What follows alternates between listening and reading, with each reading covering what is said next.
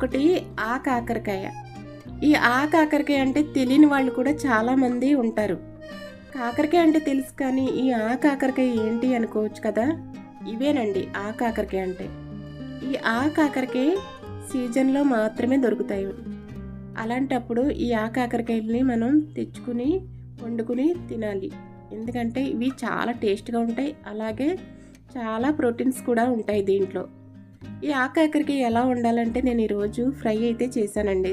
దీన్ని ముందు చిన్న చిన్న పీసెస్లా కట్ చేసుకోవాలి. ఈ కట్ చేసుకున్నప్పుడు కొంచెం ఓపికగా కట్ చేసుకోవాలండి, ఎందుకంటే దీంట్లో చాలా గింజలు కూడా ఉంటాయి.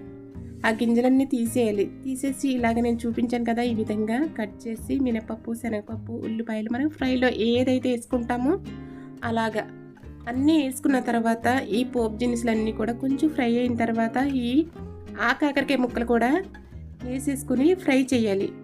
కొంచెం మగ్గడానికి దీంట్లో సాల్ట్ వేసుకుని మూత పెట్టేస్తే చక్కగా మగ్గిపోతాయి.